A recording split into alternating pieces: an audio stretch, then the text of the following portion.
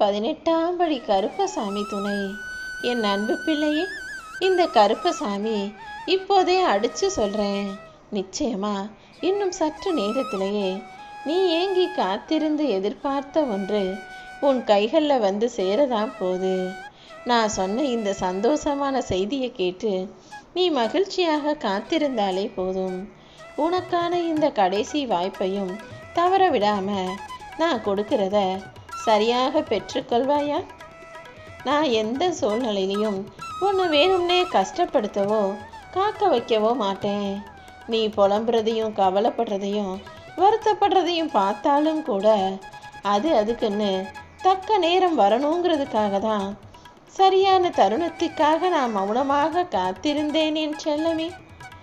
எப்பவுமே நீ நினைச்ச காரியத்தை எல்லாத்தையும் நல்லபடியாக நடத்தி கொடுக்கணுங்கிறது மட்டும்தான் என்னுடைய விருப்பமாகவும் ஆசையாகவும் இருந்திருக்கு. இப்பவும் கூட நீ அனுபவிச்சுக்கிட்டு இருக்க இந்த துயரமான சூழ்நிலைகள்ல இருந்தும் கஷ்டத்தை தரக்கூடிய விஷயங்கள்ல இருந்தும் நீ விடுபடணும்னு துடிக்கிறது எனக்கு தெரியும். அதற்கேற்றாற் போல உன் வாழ்க்கையில இன்னும் சற்று நேரத்திலேயே பல மாற்றங்களை நான் உருவாக்கிறேன். நீ எந்த சூழ்நிலையிலும் எதுக்காகவும் கலங்கவே அவசியமில்லை. ஏன்னா நான் உன்னை ஒருபோதும் கைவிடவே மாட்டேன் என் செல்லவே. முழு நம்பிக்கையோட மனசார அப்பா கருப்பசாமி துணைன்னு மனமுருகி என்னை வேண்டிக்கிட்டினா நிச்சயமாக நான் உனக்கு துணையாக இருந்து நீ கேட்டது எல்லாத்தையும் உன் கைகளில் கொண்டு வந்து கொடுத்துருவேன்.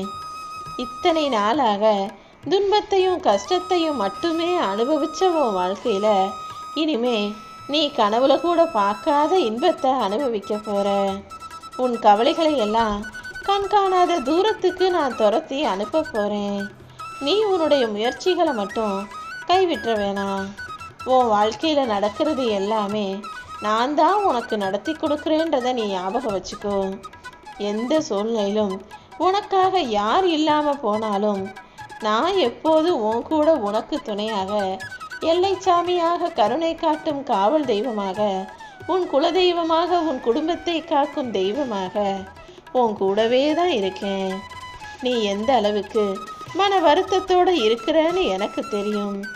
எல்லாத்தையும் சரியான நேரத்தில் சிறப்பாக நடத்தி கொடுத்துட்றேன். நீ கவலைப்பட வேண்டாம் என் செல்லமே.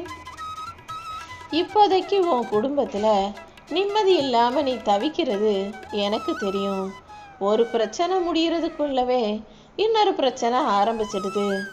எப்போவுமே உன்னை சுற்றி இருக்கவங்க உன்னை புரிஞ்சுக்காம நீ சொல்கிறதுக்கெல்லாம் எதிராக பேசுகிறதும் வாக்குவாதமும் விதண்டாவாதமும் நடப்பதுமாகவே தானே இருக்கு. கவலைப்படாத. உன் குடும்பத்தில் இருக்கும் சிக்கல்களையும் பிரச்சனைகளையும் நான் தீர்த்து வச்சு உன் வீட்டில் நிச்சயமா நல்லதை நடத்தி கொடுப்பேன் என் செல்லமே. இத்தனை நாளாக உனக்கு கஷ்டமாக தெரிஞ்ச விஷயமெல்லாம் இனி இன்பமாய் மாறும். இத்தனை நாளாக எது உனக்கு சந்தோஷம் இன்பத்தை தரும்னு நம்பினியோ அது எப்போது வேணும்னாலும் துன்பமாய் மாற வாய்ப்பு இருக்குங்கிறத நீ புரிஞ்சுக்கிட்டு சமநிலையோடு இருக்க பழகு. எப்போவுமே உன் மனசுக்குள்ள நீ கோபத்தை கட்டுப்படுத்தணும். நீ ஒரு விஷயம் எதிர்பார்த்தினா நிச்சயமாக எப்படியாவது அதை உன் கைகளில் நான் கொண்டு வந்து கொடுத்துருவேன்.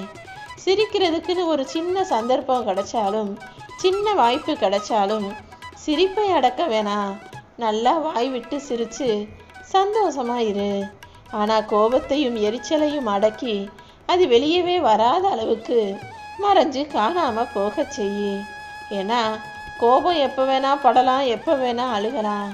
ஆனால் சிரிப்பு வரும்போது மட்டும்தான் சிரிக்க முடியும். அப்புறம் சிரிக்கிறதுக்கு உண்டான காலம் எப்போது வரும்னு எதிர்பார்த்து காத்திருக்க முடியாதுங்கிறத புரிஞ்சு நடந்துக்கோ.